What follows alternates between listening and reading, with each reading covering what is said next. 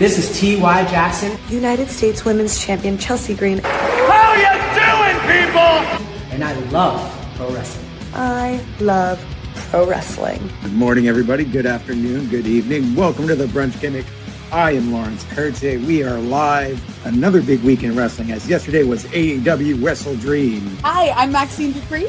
And I'm Otis. Hi, I'm the sweetest pea, Christara. Mars, the specialist. And I love wrestling. And I love pro wrestling. And we love wrestling. Bottoms up, brains on. Welcome to Quizplex here on Love Wrestling, your pro wrestling trivia charity show. My name is Zach Ralph. I will be your host. This is God's gift to wrestling, Michael Richard Blaze. We are the Usos. This is Rachel Ellering. And we love wrestling. And I love pro wrestling. And I love pro wrestling. Hello, love wrestling. It is Thursday night. It is 8 p.m. and you all know what that means. Well, you better know by now. It's episode 235 of this thing. I guarantee you there's like an 85% chance that's not an accurate number. Hi, this is Shaz McKenzie. This is Big Bad Boris. This is the Rhinestone Cowboy, Stephen Crow. And I love pro wrestling. And I love pro wrestling. And I love wrestling. If you're here, thanks for being here. It's For Exposure, Love Wrestling's Independent Weekend podcast, where we break down all the best happenings on the world of the independent wrestling side. I'm Penta, I'm wrestling, and what? I'm the alternative Anthony Green. And I love pro wrestling. And I love wrestling. And I love wrestling. I love wrestling. And you know what? Pentacero.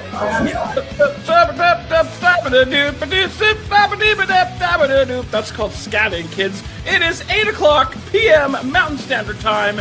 It is time for a excitingly fun, I hope, episode of Saturday Night Love. My name is Big Bad Boris. I'm Big Ben Ortmans. Hi, this is Smiley Kylie Ray. I'm Yaskai. And I love wrestling. And I love wrestling. And I love pro wrestling. Of course.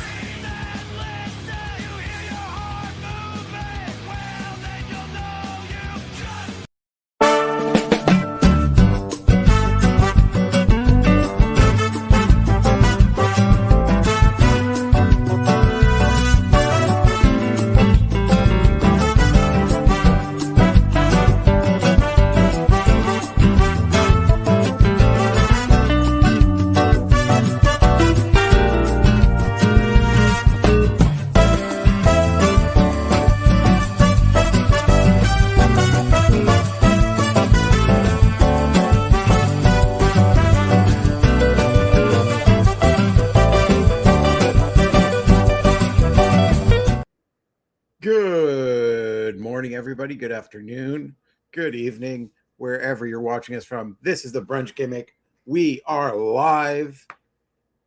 It is beautiful. I'm live from beautiful Montreal, Quebec, Canada today. It is the 2nd of February. The 15th of February. I am tired. 2026. Hope everyone had a great week. Had an eventful week. Last week, I was off, but it was Super Bowl Sunday. We'll be getting into Bad Bunny. We'll be getting into Grand Slam bit this week. And everything that came up with AEW. It was a big week for AEW this week. A lot of shocking title changes actually before Grand Slam. We will get into that, including another big signing to AEW this week as well. We'll get into that as well. First of all, Sandy, hello. Hope you're doing well, my friend. Hope you're having a great week. Sandy in the chat saying hi. I actually had a pretty good week. Went to my friend Allie's birthday party on Friday, where that's right, a good old Yeet. She actually, I appreciate my friends when they overly commit to a bit. She did a whole Twilight themed birthday party to the point where she taped every single page of every Twilight book on the wall. Fernando, buenos dias. Hope all is well. ¿Cómo está? She taped every single page of Twilight on the wall. Had made, like, she bought like what actually looked like blood packs, but put cocktails in them and like did different ID tags on each one. It was a fun party. Oh yeah, we are getting to that, Fernando, a little later. We're really talking about the politics of pro wrestling. We're also going to start off the show in a minute talking about Bad Bunny, as last weekend was Super Bowl Sunday, which, first off, congratulations to past Brunch Gimmick from a few weeks ago, Auntie Collins, as her Seattle Seahawks defeated JPJ's New England Patriots in what was a not very good game, to be honest with you. Oh, that! I hope you redid the scene from Bad Boys 2, parsing a few words, of course. But yeah, it was a pretty much uneventful game, but I'm happy that Seattle won, because I am not fond of the owner of the New England Patriots. But yeah, last weekend Seattle won, but the main story coming out of that was it was controversial for stupid people. Everyone else can spend 50 minutes listening to another language and not freak out one time. But Bad Bunny put on a hell of a halftime performance. What a tribute. Like, you could tell he's a wrestling nerd from all the layering and storytelling he did throughout this performance. It was a beautiful performance. It was very much an ode to not only Puerto Rico, but the entire Caribbean, all of Latin America. And of course, it was really fun to see everyone in Canada just be happy to be mentioned at the end of the performance. Oh, I popped big for Ricky Martin. Like, the younger people didn't know who it was. I was watching through TikTok reactions afterwards, and like people, a lot of like younger did not know who Ricky Martin was. There wouldn't be a Bad Bunny without a Ricky Martin. That dude 100% laid the groundwork, and he himself, this was like a full circle moment for him, as he had been stopped from other people telling him to sing in Spanish. People didn't want him to sing in Spanish initially because they didn't think the American audience would want to see it or like have an appetite for it. So him being able to sing in Spanish at the Super Bowl is a big moment for him. But yeah, the whole performance, seeing a WWE superstar perform the halftime show like Bad Bunny did was great. Made me quite happy to see the whole performance. Again, it's online now. Do yourself a favor. If you haven't seen it, it was the only thing to watch on that Super Bowl. The rest of the game throughout was really uneventful. It was a defensive game, which I usually don't mind, but it was a very, even for a defensive game, kind of a boring defensive game. But yeah, Bad Bunny absolutely killed it. And of course, as wrestling fans, they announced the show in Puerto Rico coming up. I forget exactly when it is, but there's going to be another show coming up in Puerto Rico. So it only, and also the rumors were flying that Bad Bunny might be imminently making a return to WWE. Oh, not only did I hear, so I didn't watch it directly. I watched it on Hassan Piker's streams. Hassan Piker was streaming it. He also had Pablo Torre there.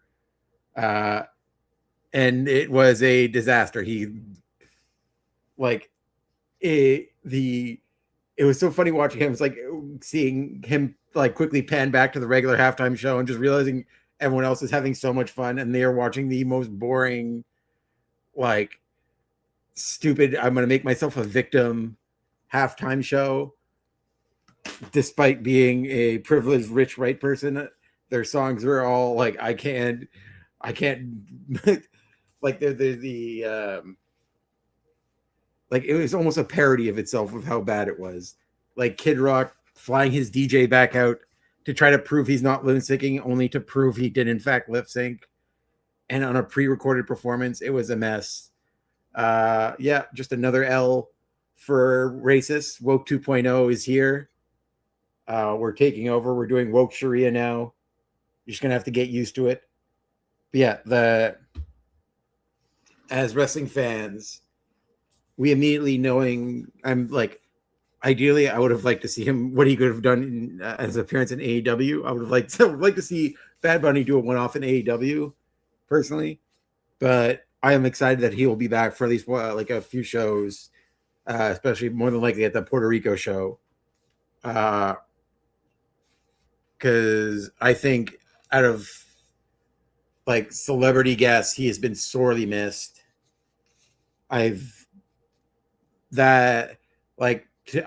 probably every so like especially this last week I've watched it probably a million times. Anytime it comes up on my feed, I watch the entire thing of Bad Bunny's entrance in Puerto Rico. That's the thing. I'm going to get to that at a second. The most obvious opponent for Bad Bunny's return is Logan Paul. Like, I get it. And this is me personally. I don't want to see it because I don't know if Bad Bunny wants to, because he legitimately hates the Paul brothers, and for good reason. One of them decide to blast him as not American, which is just how stupid they are. They don't know how their own country works, but love running their mouth about it. Logan Paul, I think partially because he was going to get his ass kicked by every Puerto Rican Latino in the locker room, then called out his own brother. But initially, when he was walking the red carpet, when asked if he was going to watch the halftime show, he just straight up said no and kept walking. So Logan Paul his hands aren't actually clean here either. Yeah, I just think it's one of those things that might be too personal, because like the Paul brothers are the also like very much the face. Exactly. And people do not understand because they speak Spanish and are brown. So people's heads malfunction and keep forgetting they're U.S. citizens. But the Paul brothers are the face of exploiting Puerto Rico for tax purposes. Like, there was a former contributor on here who's still doing stuff, Astrid Pizarro, who whenever hey, what's up, Tight Spot? Who I would, whenever we would do the brunch together, the Sunday show or different shows together, I would tease her about Logan Paul being announced from Puerto Rico. But at its real end, it's just a straight up dude who is taking from an island that constantly has been exploited for years and desperately to this day needs help. We're going to get into that too in a second, Fernando.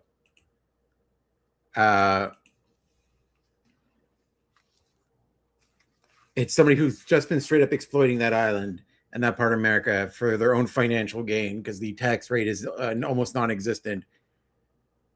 And people are struggling. And part of Bad Bunny's performance was even before Hurricane Maria. Puerto Rico had a long history of having a lot of electric problems and hydroelectric problems with their system. And of course, the hurricane only exacerbated that time a million. So like the infrastructure there needs help, and Bad Bunny has been doing a lot of work there to try to better people's lives. Whereas the Pauls say, like, and even in like his Paul's idiot brother's apology says, "I love Puerto Rico, I live there," but gives nothing back quite clearly. So like that's the only reason I wouldn't want to see Bad Bunny versus Logan Paul. Like, I would rather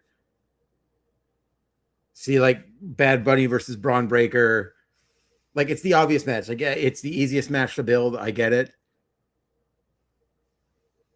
But you can also build it against any one of the heels in that company. Or even have like him and Damian Priest team up again this time against two members of the Vision at the Puerto Rico show. Like in in a street fight type deal. Like that would be a great match. That'd be a really fun match.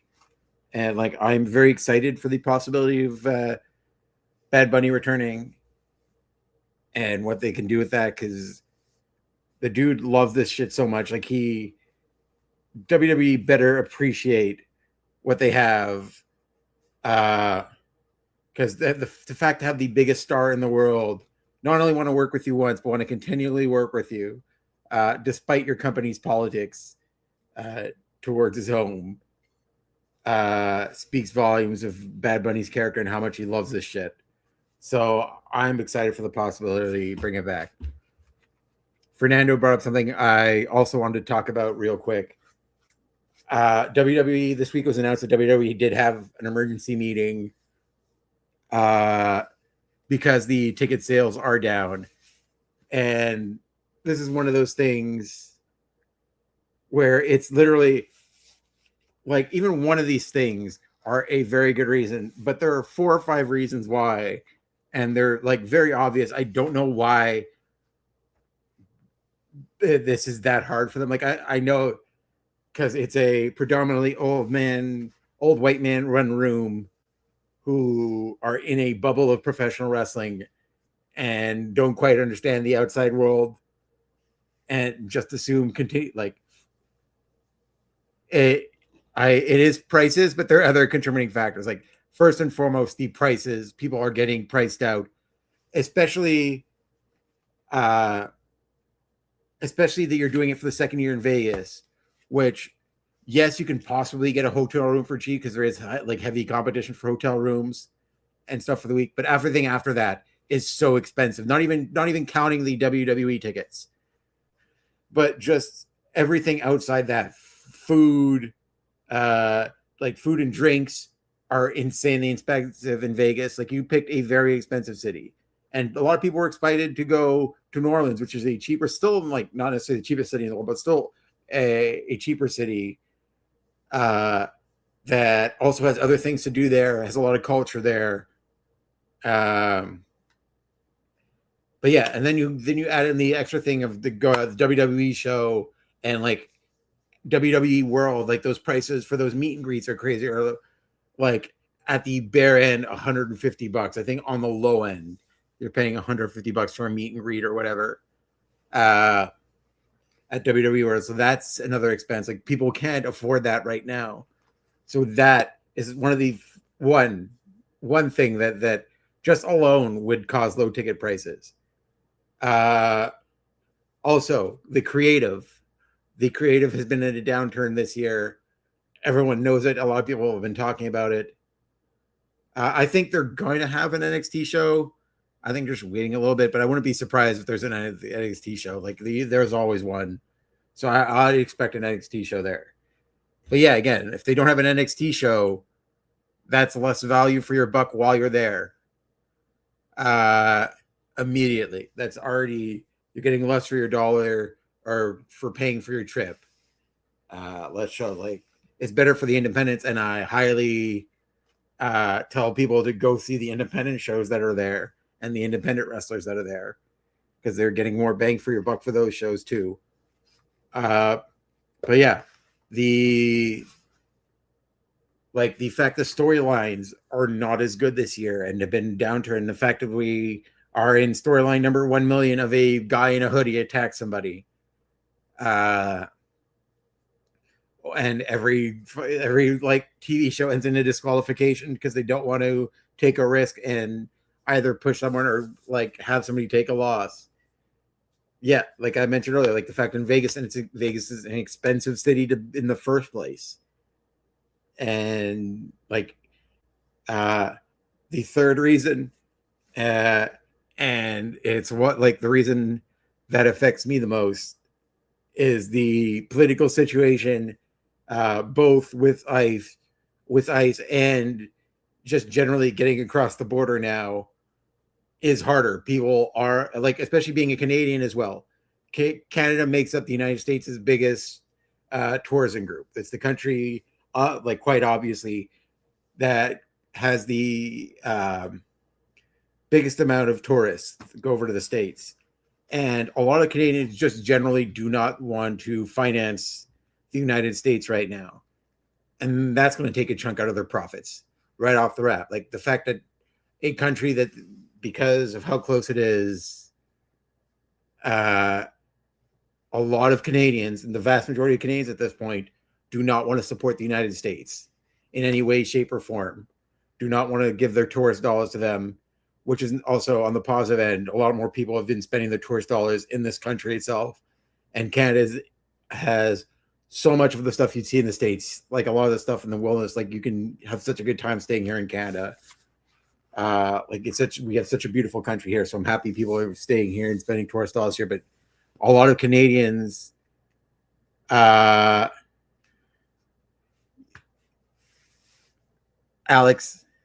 first of all, welcome to the chat. And no, I first name bunch of numbers, bud. That is not a real thing. You live in your own bubble. The rest of the world, quite frankly, knows that pedophile rapist for what he is. Y'all just live in your own weird American bubble, whereas we look at you like the weirdos you are, and do not like being your neighbor. But yes, the vast majority of Canadians do not want to travel to the States. So that's the thing.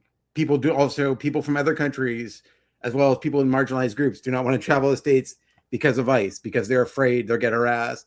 Or even if they plan a trip to go to WrestleMania, we're at the point where if somebody, the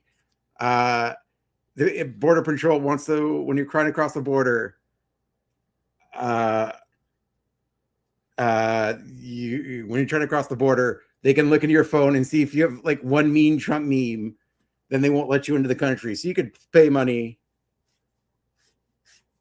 Cool, bud. I'm perfectly fine staying under 10K subscribers when I have illiterate people in the chat. Have fun, bud. Now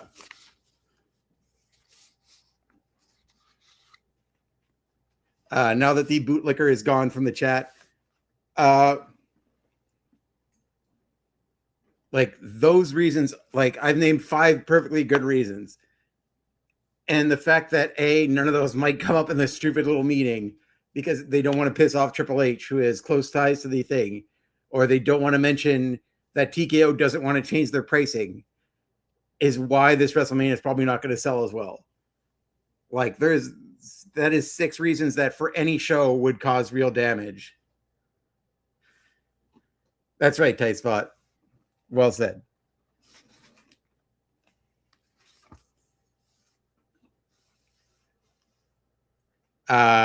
Like people, the problem is people don't like, especially historically, people don't like speaking up to power there because they either get shouted down or don't get taken, or things don't get taken seriously. So like there's a hands-on meeting, but I doubt anyone's going to point this out that they have real problems here and going forward. Like when your biggest show of the year, the thing that should be the easiest to sell, like even bringing back The Rock, will there be a bump? Yes, but they still, like there might be a marginal bump at best. But not enough to like sell like another like 5,000 seats immediately, like 5,000-10,000 seats there, or whatever they're missing, whatever they're short on. Like they should have known that repeating cities, I appreciate that. It's very nice of you to say. I also don't care. I do not put any stock in a Trump supporter's opinion. Sorry.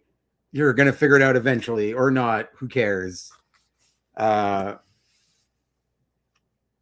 I appreciate it. Yep. There is, it is sadly not the only racist thing Triple H has done throughout his wrestling career.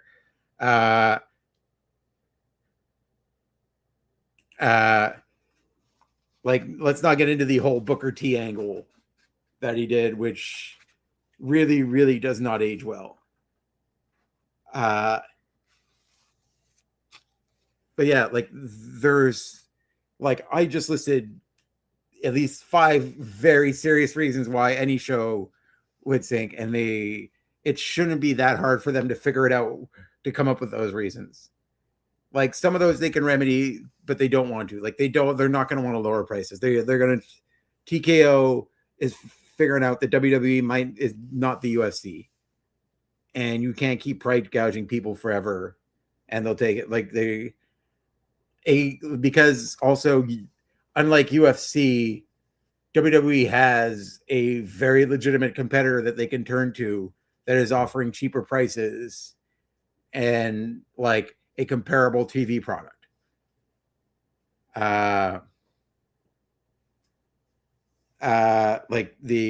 Which is the UFC just doesn't have a competitor quite on their level. Like, yes, AEW is smaller, but it's still brought up a lot and talked about on the same rave like the WWE. Like, they don't have the brand recognition yet internationally, but they're still growing. And UFC just doesn't have that competition that WWE does. And also, either they're going to watch AEW or just going to turn it off altogether. So yeah, they at the bare minimum should at least fix the pricing of the other things are more grandiose and some of them are outside of their hands. But yeah, this is could be a more serious problem. Could become a more serious trend going forward throughout 2026 as well.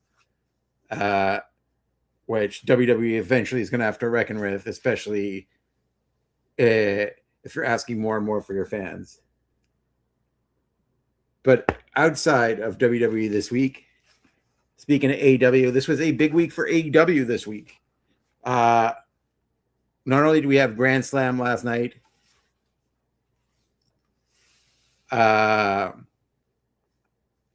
we had a really good Dynamite this week as well, which 2 title changes, though especially the last one of the night completely shocked me. We had Tekla becoming the new women's champion, and Kyle Fletcher defeating Tommaso Ciampa for the TNT championship to once again become the TNT champion. Again, both matches are great. I love the Tekla main event. That was a shocker. I did not think Tekla was going to win, beat Chris Statlander for the title. I am happy super happy she is. People who don't know her career in Japan, actually, right after this show in half an hour, Alex Lahas is doing Church of Joshi, and she'll be talking about Tekla on this show. So you can get a history of Tekla's career in Japan just in a half an hour's time. But yeah, that was a shocking victory. And to do 2 title changes on your show right before Grand Slam was pretty shocking. And Kyle Fletcher winning again. Yep, that is his full shoot birth name. I can't believe they allowed that on his birth certificate. But yeah, Kyle Fletcher winning it. The only thing I'm disappointed about Kyle Fletcher winning is him. I thought, and it still can happen. It's still very, very early in the year. I was hoping by the year's end he would be AEW heavyweight champion. I think he is somebody, again, he's still very young and they still got a lot of time with him, but he is somebody who I hope they strap up, if not this year, by early next year, by early 2027. He is somebody that I feel should be AEW world champion. So it's putting this title back on him feels like a step backwards a little bit for him. Although I am happy they gave him the pink title belt last night at Grand Slam. But yeah, it feels like a little bit of a step back from him. When they took the title off him, I was hoping they'd move him up to the main event scene. That dude has pure main event talent written all over him. It's Tony Khan has an ace in his pocket right now that he can choose to play at any time with the Kyle Fletcher. But yeah, but in that it was a great match that he had with Ciampa, and he had a crazy ladder match last night against Briscoe, defending that newly won title in Australia.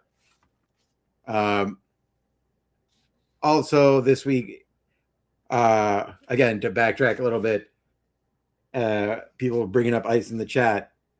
Brody King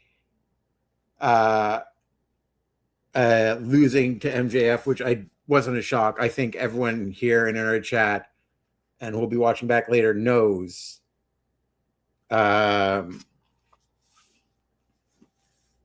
like it was going to be a long shot for Brody King to win this title.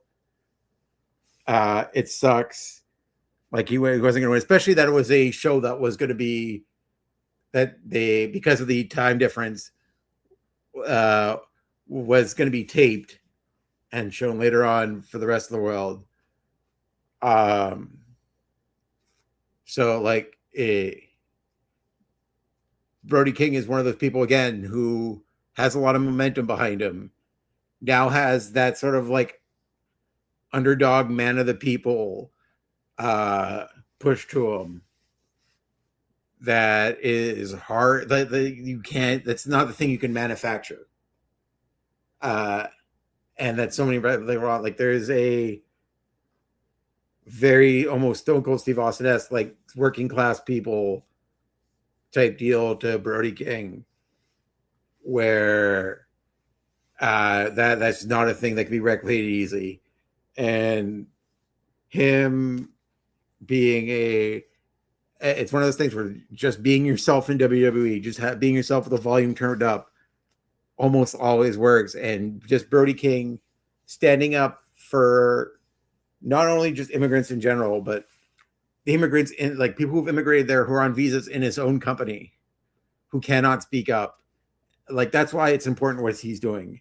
He's using his privilege for good by wearing a Abolish Ice and selling Abolish Ice merch to help support charities and people who need help with their legal funds.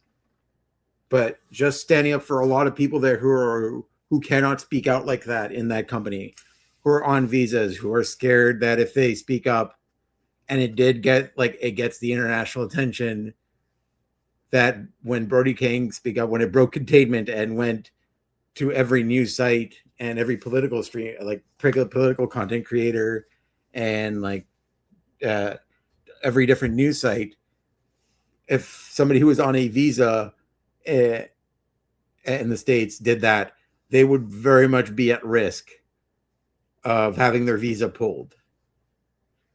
And it's the sort of the frustration of being censored by a government that they can't speak up. So you have somebody like Brody King speak up for them. That's the type of thing that matters. And that's why people are getting attached to his character. And again, it's the main event scene is so tight right now. You want to see at least 6 people win this title at this point. And it sort of like felt sort of like with Sami Zayn at Elimination Chamber, where like you knew he was going to lose, but you wanted him to win so bad anyways. Because it would have been so cool. But the fact that especially with I was expecting, although it was shut down, both Warner Brothers and AEW have shot down the rumors that they censored Brody King or tried to keep him off TV to stop the fuck ice chants. They both shot that down, but also it wouldn't surprise me if they do it, because this WB, the fact that the United States is just 2 companies at this point is scary, but the fact that WB is constantly looking to be sold, and they're still in the middle of the sale to potentially Netflix at this point. And looking like, and again, it's going to take years for this to be finalized, and they need the approval of the government to get it finalized. Like, it's a type of thing where I think AEW is small enough where they wouldn't really care, but also with somebody who is that petty in the White House, it still could become a problem. So I wasn't surprised by those rumors, but again, both shut it down for the reason I'm happy they did, because I've been very, very disappointed in Warner Brothers Discovery. They censored him or kept this somehow harmed Brody King's career. because he is outside of everything else is an incredible in-ring talent who deserves to be on television every single week and deserves to be champion in his own right. So if he got like any sort of punishment, he shouldn't get any sort of punishment for speaking out and for getting a reasonable chant over in a crowd. Also, breaking news from Grand Slam this week, it was their contract status was known to be up. They were finished up with TNA, but the Inspiration, they haven't gotten the graphic yet because it was announced on their non-tele. After Grand Slam, AEW, I think this morning, did a non-televised show from Australia, a house show, and the Inspiration showed up and said they're all elite. So it looks like they'll be signing with AEW, which I'm actually happy AEW is bolstering their women's tag division. I think this is a smart signing. I think on paper, the Inspiration is not like the quintessential team or like quintessential wrestlers you would see in AEW, but I think they bring a variety to AEW. Like they are some of the two most entertaining and smart wrestlers in the business. And like they could bring a whole new aspect to that tag division. And like they're going to work well with like the Babes of Wrath, with the Timeless Love Bombs. Like there are so many teams they can work with, and I'm happy they're building their specifically their women's tag division. Because like it's so filled with so many stars at this point, that tag division is getting more and more exciting. Like they just need to give them like a little more TV time to build to. But man, signing the Inspiration was a great addition. Like it's a slam dunk. They're very much the type of people that maximize their TV time they're on. Like this is going to be again, no shot to TNA, but it's going to be a bigger platform than they were at TNA, which Tice Bell you said earlier. It is like I should watch them more, but they've been improving since their premiere on a month ago, and they've been steadily improving.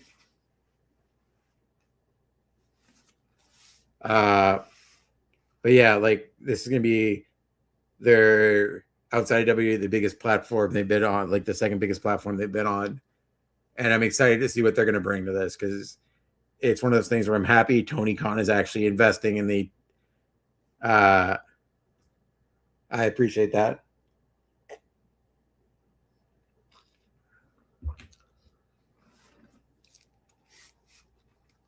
But yeah, the tag division, especially in WWE, at times feels disjointed. They keep throwing together tag teams together.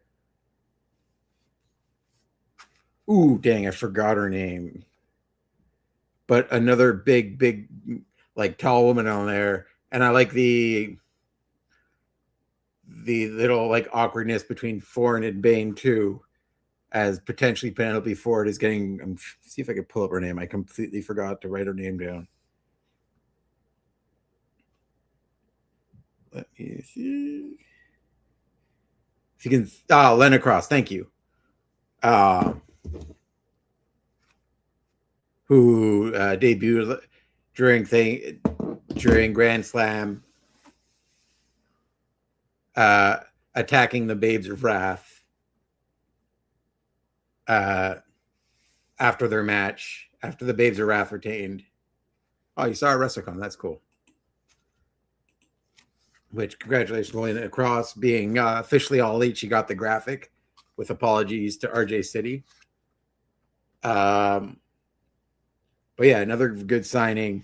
Somebody who immediately shows up on your screen and like, oh, I want to see more of her. Even if you don't know who she is. Like, I'm not that familiar with her, but like, I'm excited for like what she can bring just immediately. The fact she's taller than Bane too, just like that face off looks so cool. And the fact she's joining them immediately, again, brings a lot of heat to that tag division. And maybe an interesting story with Penelope Ford and Megan Bane. Which, hey, maybe if Megan Bain turns on Penelope Ford and Penelope Ford needs a new friend, the bunny back wrestling again, has been dipping her toes back in the wrestling world. I'm just saying it would be a fun signing to see her back and help her friend. But yeah, the inspiration signing was and Lana Cross signing, both getting announced in back-to-back days, was big for AEW. Also, as announced earlier, Hangman Adam Page winning his match and is now the number one contender for the title. Which I see some pros and cons. I like Hangman Adam Page.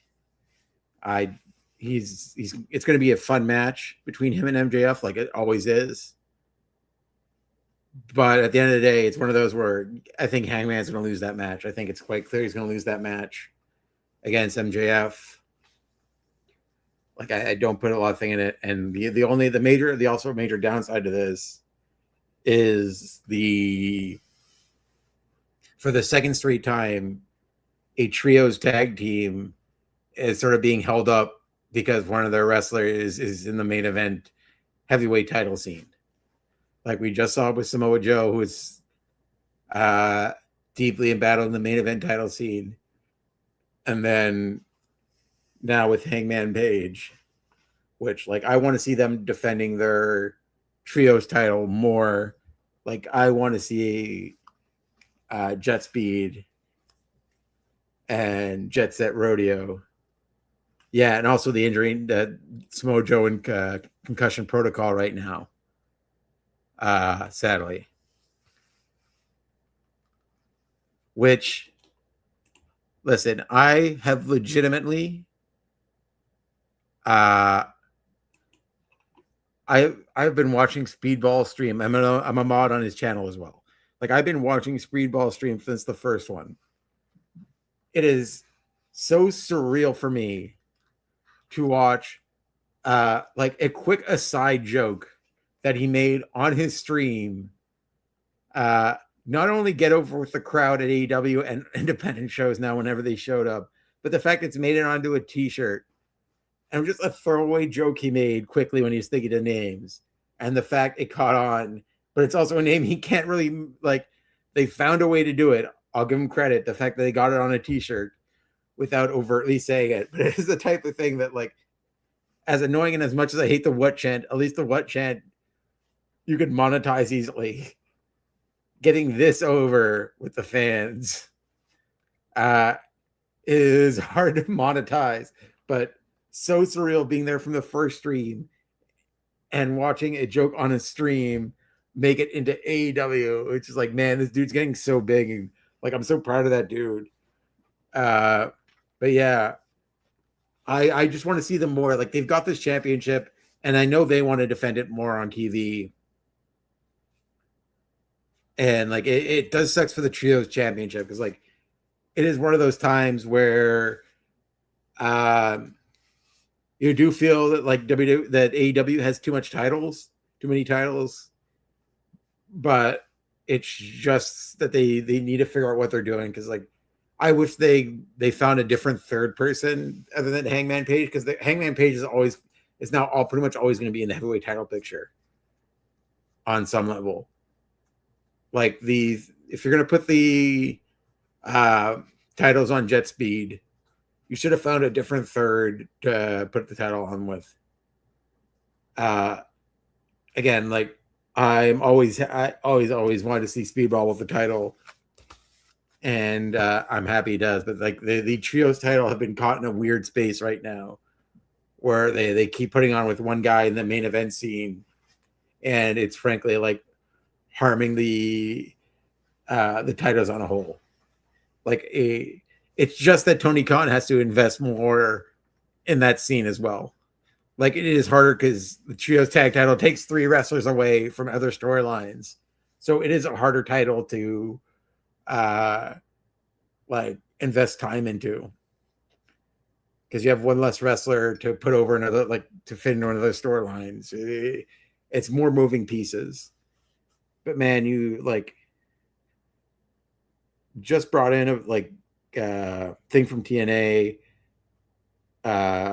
Like you just brought in like a bunch of wrestlers. I think you could make another trios team for them to feud with. Like they have the talent there. It's just they have to want to invest the TV time into it, which they don't. And sort of like Jet Speed is sort of like,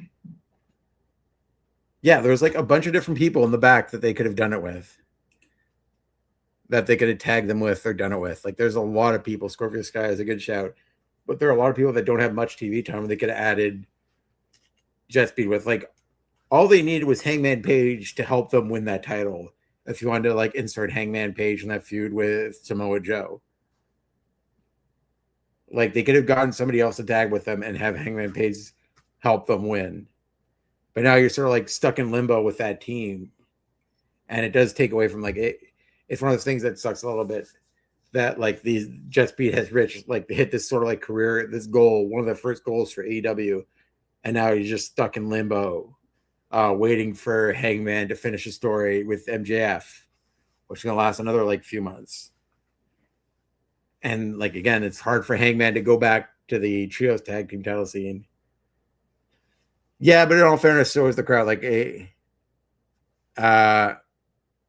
he's still over with the crowd, and clearly he's doing good numbers for them, or they wouldn't keep putting him there.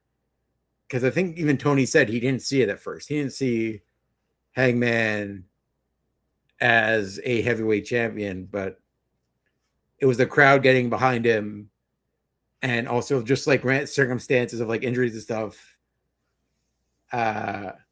and different things that sort of forced his hand to put Hangman in the championship to give him his first title win. And like, isn't that like that moment in his defense is that he truly saw what he had in Hangman. But yeah, he's another one of those, because like you don't want to put Mox back in the heavyweight title picture. There's just like some people he knows are reliable in that spot.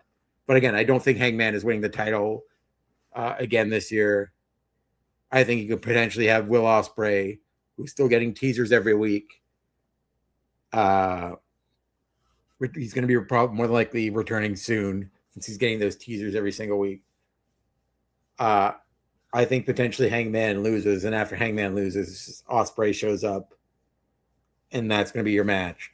That like I think that's the match where MJF potentially loses. I think he might lose to Ospreay for the title.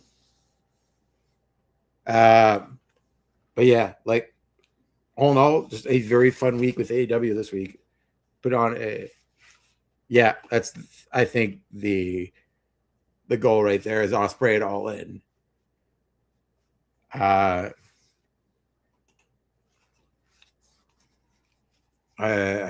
think it's his time to win the title, finally win the big one. And I'm like can't wait to see him back.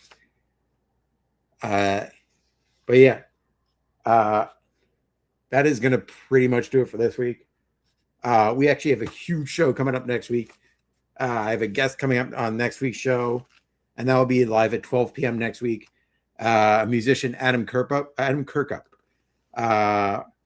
is going to be joining us. He does a lot of like also wrestling specific song, but as a musician in general, and we're going to be talking about his wrestling fandom and a whole bunch of other stuff with him as well. I will be setting up the Elimination Chamber next week. We are starting to get more competitors in that match. I keep feeling it. Like when there was like 2 or 3 times, I keep thinking they're going to turn on each other whenever like they're in the ring, sort of consoling each other. And like my heart's in my chest because I do like them as a tag team. And I feel like that they might just do that as a filler feud for like Brody King and Bandito. Because it sounded like they're gonna like Brody King's like gonna have to work his way back up to the heavyweight title picture, which is gonna have him again. It's one of those things where it's one of those like good problems to have. We've got so much talent and so many believable heavyweight champions on your roster that like it's plugged up right now. But yeah, like Brody King is just like sort of the odd man out on this title picture, even though, man, how great would it be if he was heavyweight title? But yeah, I think that could be a filler feud coming up. Yeah, so next week, Adam Kirkup's on the show. We're going to be previewing Elimination Chamber, because the Elimination Chamber is the week after. And actually on Thursday, I will be heading to C4 Bring It On. They're all women show out in Ottawa that they're doing this. I think this is the second one they've done. Just an all women show, which including on the card will be like Ali Catch and Billy Starks. I'm very excited about that. I'll be seeing our good friend Joel from Fightful and In the Weeds will be there as well. I know Veda Scott's going to be doing commentary on the show. I'm very excited about that. I'm hoping to get a few interviews there as well. Some content for this show. But yeah, that's me. I'm very excited to be at C4. So I'll be recapping my time at C4, as well as to be interviewing Adam Kirkup, which you can follow him on Instagram. I'll put up his stuff soon. But yeah, he's a musician. I'm excited to talk to him about that, as well as set up Elimination Chamber. As I'm a little bummed. I'm honestly on the WWE side of things. We won't go into too much this week. So I'm going into more next week in depth. But I am a little bummed about what's happening with Sami Zayn. He is one of those people that I said it initially, that it feels like they're doing the exact same thing they did with Sheamus and the Intercontinental title. That both Sheamus and Sam, their prime thing was, I'm going to finally win this title that I haven't won. And it looks like, oh man, they might actually do something or put it on him, or he might win the Royal Rumble and just pull out the rug from under him and have nothing else. So that's what it feels like with Sam. It feels like they're just not going to have anything for him. And it just sucks at this point that we're as a Sami Zayn fan, it's disheartening at this point that we might never see him as heavyweight champion. Hopefully that changes in this year. A lot of people think, oh, WrestleMania is in Saudi next year, so they might have him win the Rumble next year or something, or the Elimination Chamber next year, so he fights the title at Saudi Arabia. Sorry, now I got hiccups, so I'm gonna head go. But yeah, we'll be getting into more on that next week. So please join us at 12 p.m. next week. Big interview, my time at C4. Hopefully I can get some interviews there as well on the content side. And yeah, we'll be back here that time next week to do all three. It's going to be a big show. I might start a little earlier, actually. So just keep your eyes on the notifications. Fernando, thank you for hanging out with me. Tight Spot, thanks for hanging out. Really fun talking to you guys. Dipshit McGee. Wait, let me see. Can I block him? Bang. Goodbye. I just realized how to block that stupid Trump supporter. There we go. He is gone. But yeah, Dipshit McGee, thank you for writing the chat and helping with the algorithm, even though you did not mean to. You accidentally helped us. Fernando, Sandy, for hanging out at the beginning. Very kind of you all guys to come hang out this week. And I will see you back here next week with a very big show. I appreciate you guys. Have a great rest of your weekend. Have a safe week, and we'll see you back here. Bye, guys.